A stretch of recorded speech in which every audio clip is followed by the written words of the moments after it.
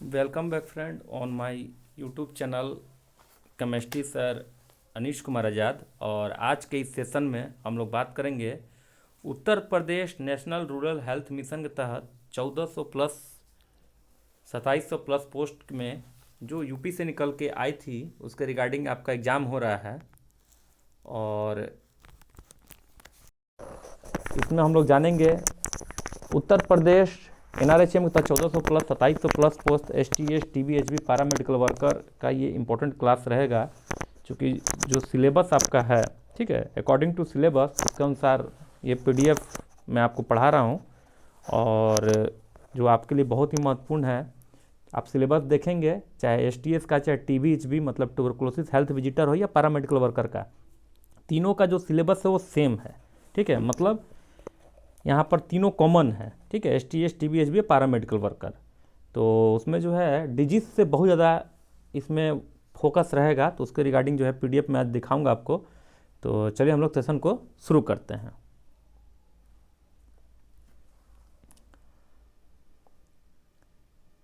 देखिए इसमें जो है सबसे पहले दिया है संक्रामक रोग तथा जीवन शैली रोग, ठीक है। संक्रामक रोग तथा जीवन शैली रोग के बारे में जिक्र है, तो जो महत्वपूर्ण चीज़ होगा मैं उसको ही आपको बताऊंगा, ठीक है। एक लाइन में पढ़ दे रहा हूँ कि आपने पोषण की भूमिका तथा वस्तुओं के संरक्षण के लिए पर्यावरण की स्वच्छता के महत्व का अध्ययन किया है, ठीक है। आप सभी जानते हैं कि सुखी जीवन के लिए स्वस्थ रहना तथा रोगों से मुक्त रहना आवश्यक है, बिल्कुल सही है। तो क्या करना चाहिए, टू द पॉइंट हम लोग चलें। तो देखिए सबसे पहले आप जानिए कि रोग क्या है, ठीक है। रोग क्या है, रोग के बारे में। तो रोग जो होता है बेचैनी की वो स्थिति है जिसमें शरीर की सामान्य कार्य प्रणाली जो है प्रभावित होती है, ठीक है। निश्चित रूप से इसको मैं अंडरलाइन भी कर दूंगा जो इम्पोर्टेंट होगा, ठीक है। तो सेशन महत्वपूर्ण है। आप ये सोचेंगे सर ये क्या आप बता रहे हैं, तो आप इसे समझ जाइए अच्छी तरह से कि सेशन आपका महत्वपूर्ण है, इसलिए कि आपको डिजीज के बारे में जाननी है, ठीक है। आपको डिजीज के बारे में जाननी है, ठीक है। तो इसमें क्या है, रोग क्या है, तो बस एक सेंटेंस में इसे समझना चाहेंगे तो रोग जो है बेचैनी की वह स्थिति है जिसमें शरीर की सामान्य कार्य प्रणाली प्रभावित होती है, ठीक है। रोग की अवस्था स्वास्थ्य की अवस्था के विपरीत स्थिति है, ठीक है, बिल्कुल। तो ये महत्वपूर्ण चीज़ है, ठीक है। तो इसमें हम लोग क्या देखेंगे, तो इसमें हम लोग देखेंगे संक्रामक रोग, ठीक है, कम्युनिकेबल डिजीज और जीवन शैली रोग मतलब लाइफ स्टाइल डिजीज के बारे में। ये दो चीज़ें जो है महत्वपूर्ण है जो आपको जानना होगा इसमें। संक्रामक रोग कम्युनिकेबल डिजीज और जीवन शैली रोग लाइफ स्टाइल डिजीज, ठीक है। इस दोनों के बारे में हम लोग जानेंगे। आगे हम लोग देखेंगे प्रतिरक्षा, जिसे इम्यूनिटी बोलते हैं, ठीक है।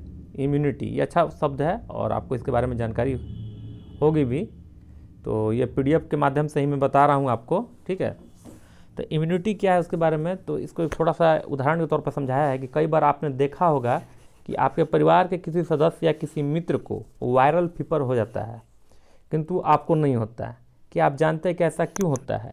ऐसा इसलिए होता है कि आपके शरीर की जो रक्षा प्रणाली आपको कीटाणुओं से सुरक्षा प्रदान करती है, ठीक है। शरीर की जो रक्षा प्रणाली होती है आपको कीटाणुओं से सुरक्षा प्रदान करती है। अन्य शब्दों में आपके शरीर में वायरल फीवर के लिए प्रतिरोधक शक्ति जिसे इम्यूनिटी कहते हैं है, ठीक है ना।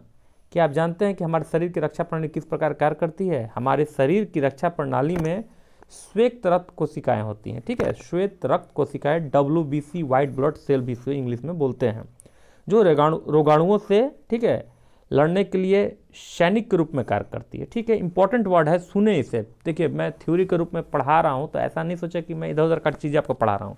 डिजीज आपको जाननी है या फिर आप एसटीएस में या फिर टीबीएचबी या पैरामेडिकल वर्कर, ठीक है, डिजीज है तो पीडीएफ फाइल है, जो बात है मैं स्पष्ट में बताना चाहूँगा, ये पीडीएफ फाइल के माध्यम से आपको बता रहा हूँ। कह रहा है कि हमारे शरीर की रक्षा प्रणाली में श्वेत रक्त कोशिकाएं होती हैं जो रोगाणुओं से लड़ने के लिए सैनिक के रूप में कार्य करती हैं। वे शक्त श्वेत रक्त कोशिकाएं, जिसे इंग्लिश में WBC कहते हैं, से लड़ने के लिए रोग प्रतिरोधी जिसे एंटीबॉडीज नामक पदार्थ उत्पन्न करती हैं, ठीक है। रोग प्रतिरोधी तथा रोगाणुओं के बीच की लड़ाई में यदि रोग प्रतिरोधी रोगाणुओं का प्रतिरोध करके उन्हें नष्ट करने में सफल हो जाते हैं तो व्यक्ति रोग से बच जाता है, ठीक है। व्यक्ति जो है रोग से बच जाता है और यह कहा जाता है कि इस व्यक्ति में रोग की प्रतिरोधक क्षमता है, ठीक है। तो यहाँ पर वर्ड आपने समझ गया, प्रतिरक्षा इम्यूनिटी के बारे में थोड़ा सा जानकारी ले लीजिए, ठीक है। आगे इसमें क्या है, देखिए आगे इसमें बस मोटे अक्षर में यही जान लीजिए कि किसी विशेष रोग का प्रतिरोध करने की शरीर की क्षमता को प्रतिरक्षा कहते हैं, इम्यूनिटी कहते हैं। एक लाइन में आप आंसर दे भी सकते हैं इसका, ठीक है। आगे हम लोग चलते हैं संक्रामक रोग, ठीक है। संक्रामक रोग कम्युनिकेबल डिजीज क्या होता है, इसके बारे में आपको अच्छी तरह मालूम है। As a health inspector, as a sentry inspector या फिर TBHB, पैरामेडिकल वर्कर, STS आपको जानकारी है। तो कहता है कि एक व्यक्ति से दूसरे व्यक्ति में फैलने वाले रोग को संक्रामक रोग या संक्रमण रोग कहते हैं, ठीक है। एक व्यक्ति से दूसरे व्यक्ति में फैलने वाले रोग को संक्रामक रोग या संक्रमण रोग कहते हैं। यह रोग संक्रमण के कारण उत्पन्न होता है, जो स्पर्श के माध्यम से रोगी के तौलिए या रुमाल आदि पर, ठीक है, आदि के प्रयोग से, ठीक है, आदि के प्रयोग से वायु, भोजन या जल के माध्यम से संक्रमित व्यक्ति के साथ यौन संबंध स्थापित करने से फैलता है, ठीक है।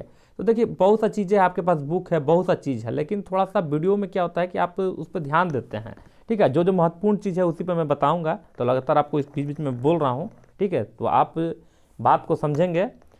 इसमें क्या कह रहा है कि इन्फ्लुएंजा जिसे फ्लू कहते हैं, पोलियो, मोतीझरा, खसरा, मम्स, छोटी माता, तपेदिक जिसे TB बोलते हैं, यौन संबंधित संक्रमण तथा एड्स, ठीक है, एक्वायर्ड इम्यूनोडिफिशियंसी सिंड्रोम कुछ संक्रामक रोग है, कुछ कम्युनिकेबल डिजीज हैं, ठीक है। इतना आपको जानकारी हुआ। आगे अब हम लोग चलते हैं। तो इसमें कह रहा है कि संक्रामक रोग के क्या कारण है, ठीक है, संक्रामक रोग के क्या कारण है, तो उसके बारे में कुछ जानिए, कुछ समझने की कोशिश कीजिए। मैं समझाने की कोशिश करता हूँ कि संक्रामक रोग जो है सूक्ष्म रोगाणुओं द्वारा होते हैं, जिन्हें कीटाणु और परजीवी कहते हैं, ठीक है।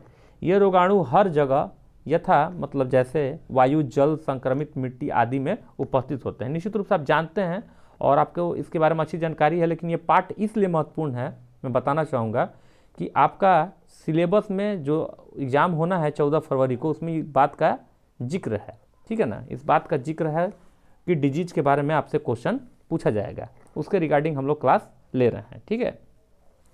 तो संक्रामक रोग के बारे में हम लोग ने जाना कि संक्रामक रोग जो होता है सूक्ष्म रोगाणुओं द्वारा होता है, जिन्हें कीटाणु और परजीवी कहते हैं। ये रोगाणु हर जगह पर जैसे वायु में, जल में, संक्रमित मिट्टी आदि में उपस्थित होते हैं। जब रोगाणु दूषित भोजन और जल, वायु संपर्क अथवा कीटों के माध्यम से स्वस्थ शरीर में प्रवेश करता है तो अपनी संख्या में वृद्धि करता है और शरीर के समान कार्यों में बाधा उत्पन्न करता है। निश्चित रूप से आपको मालूम है, ऐसा करने से रोग के लक्षण प्रकट हो जाते हैं। यदि एक व्यक्ति संक्रमित भोजन या जल का सेवन करता है तो संभव है कि रोग के लक्षण तत्काल प्रकट ना हो। मतलब ऐसा नहीं है कि मतलब कि आप संक्रमित हो तो तुरंत आपको उसका असर दिखने लगे, ठीक है। वहाँ पर आपका जो है इम्यूनिटी जो है आपको उस बीमारी से लड़ने में मदद कर रहा है। कीटाणु जो होता है शरीर के रोगों के लक्षणों को उत्पन्न करने के लिए पर्याप्त संख्या में विकसित होने में कुछ समय लगाते हैं। रोगाणुओं के हमारे शरीर में प्रवेश करने और उस रोग के लक्षण के प्रकट होने के बीच की अवधि को रोग की उद्भवन अवधि, इंक्यूबेशन पीरियड कहते हैं। बहुत अच्छा वर्ड है, देखिए वर्ड भी है जिसे आपको एग्जाम में काम आएगा। ये वर्ड आपका निकल के आया इंक्यूबेशन पीरियड, ठीक है। तो इसमें क्या है, इसका अगर डिफिनीशन अगर सीधा सीधे बोलें तो इसमें स्पष्ट रूप से आपको देखेंगे, यहाँ पर मैं उसको अंडरलाइन भी कर दूंगा। तो जो जो चीज़ महत्वपूर्ण है रोग से संबंधित जितनी भी चीज़ें हैं आप पढ़ लीजिए, सेल्फ भी आपके पास बुक है तो आप पढ़ लीजिएगा। तो रोगाणुओं के हमारे शरीर में प्रवेश करने पर उस रोग के लक्षण प्रकट होने के बीच अवधि को रोग की क्या कहते हैं, उद्भवन अवधि, ठीक है, जिसे इंक्यूबेशन पीरियड, हिंदी थोड़ा सा हो सकता है कि प्रोनाउंसिएशन दिक्कत हो, लेकिन इंग्लिश जो है क्लियर है, इंक्यूबेशन पीरियड बोलते हैं, ठीक है ना, इंक्यूबेशन पीरियड। आगे हम लोग चलते हैं। देखिए इसमें जो महत्वपूर्ण है उसके बारे में हम लोग जिक्र कर रहे हैं। जैसे मियादी बुखार है, टाइफाइड, ठीक है, से पीड़ित व्यक्ति ने अवश्य ही 2 से 3 सप्ताह पूर्व टाइफाइड के रोगाणुओं से संक्रमित भोजन का सेवन किया होगा, किंतु उसके लक्षण कुछ समय के पश्चात ही सामने आए होंगे, ठीक है। विभिन्न रोगों के लिए उद्भवन अवधि भिन्न भिन्न होती है, अच्छा बात है, मतलब तरह तरह के जो डिजीज होते हैं उनका इंक्यूबेशन पीरियड जो होता है वो अलग अलग होता है, ठीक है। ये जो मैं अभी आपको स्क्रीन पर रख के पढ़ा रहा हूँ इसे बोलते हैं TLM, टीचिंग लर्निंग मटेरियल बोलते हैं, ठीक है। ये भी पढ़ाने का साधन है, TLM बोलते हैं इसे। और जितने भी ऑनलाइन जो पढ़ाते हैं टीचर जो इसका प्रयोग करते हैं इसको बोलते हैं TLM, टीचर लर्निंग मटेरियल, ठीक है। आपको सिखाने के लिए इस टाइप का व्यवस्था किया जाता है। तो यहाँ हम लोग बात कर रहे हैं मियादी बुखार टाइफाइड से पीड़ित व्यक्ति ने के बारे में, तो इस जो अवधि होती है, मतलब इस अवधि के दौरान जो होता है व्यक्ति पूर्णतः स्वस्थ रहता है, किंतु शरीर में रोग के कीटाणु विद्यमान रहते हैं। मतलब क्या चीज़ स्पष्ट रूप से कहा जाए तो मियादी बुखार टाइफाइड से पीड़ित व्यक्ति जो है 2 से 3 सप्ताह पूर्व जो है टाइफाइड के रोगाणुओं से संक्रमित भोजन किया होगा, लेकिन उसका लक्षण जो है कुछ समय के बाद उत्पन्न होगा। ठीक है, तो ये उद्भवन अवधि है, इंक्यूबेशन पीरियड है, जो सब बीमारी के भिन्न भिन्न बीमारियों के लिए अलग अलग होता है, भिन्न भिन्न रोगों के लिए अलग अलग होता है। ठीक है, आगे चलते हैं हम लोग। तो जो महत्वपूर्ण बात है, जो भी महत्वपूर्ण बात है मैं उसको इसमें जिक्र करूंगा। चलिए, संक्रामक रोग कैसे फैलता है। ठीक है, ये आपका टॉपिक है कि संक्रामक रोग किस प्रकार फैलता है, संक्रामक रोग किस प्रकार फैलता है, कम्युनिकेबल डिजीज के बारे में। तो इसमें जो है देखिए, पहला दिया है कि भोजन और जल से, फिर वायु से, फिर संपर्क से और कीटाणु से। ठीक है, संक्रामक रोग जो है कैसे फैलता है, तो भोजन और जल से, वायु से, संपर्क से और कीटाणु से। ठीक है, तो इसका एक थोड़ा सा अध्ययन कर लेते हैं। तो मैं ज़्यादा डिटेल्स नहीं जाऊंगा, आप खुद समझदार हैं और इसको ज़्यादा पढ़ाने की ज़रूरत नहीं है मुझे। तो बस आप इसे जान लीजिएगा संक्रामक रोग किस प्रकार फैलता है, तो भोजन और जल से, वायु से, संपर्क से और कीटाणु से। तो इसमें अगर कुछ इंपॉर्टेंट है तो उसे मैं देख लेता हूँ। जैसे कि फर्स्ट पॉइंट यहाँ पर आपको देखने को मिल रहा है कि भोजन और जल से कैसे जो है कम्युनिकेबल डिजीज फैलता है। तो आपको अच्छी तरह मालूम है, मुझे बताने की जरूरत नहीं है, बस टॉपिक आपको मैं बता दिया, आप दिमाग में से रखकर सोच लीजिएगा। ठीक है, आगे हम लोग चलते हैं। तो देखिए, इसमें बहुत सारी चीज़ें दी हुई है जो आपको मालूम है कि अस्वच्छ स्थिति में पकाने, परोसने या संचित करने से, गंदे हाथों और बर्तनों से, मक्खियों से जो कि कूड़े कचरे और गंदगी के ढेरों से रोगाणुओं को भोजन ले आती हैं। तो ये सब चीज़ें आपको मालूम है अच्छी तरह से। पीने का जल सुरक्षित स्रोत से ले जाना चाहिए, जिससे आपको मतलब विभिन्न तरह की बीमारी ना हो। ठीक है, अब देखिए इसमें क्या है, महत्वपूर्ण क्या चीज़ है, मैं देखो उसको मैं ये हाईलाइट करता हूँ कि कुओं, तालाबों। ठीक है, जो महत्वपूर्ण पॉइंट है मैं उसको जिक्र करूँगा। तो इसमें देखिए, कुओं, तालाबों, नदियों और यहाँ तक कि हैंडपंप का जल। ठीक है, यहाँ तक कि हैंडपंप का जल आमतौर पर क्या होता है, असुरक्षित रहता है और इसमें रोगों को उत्पन्न करने वाले रोगाणु होते हैं।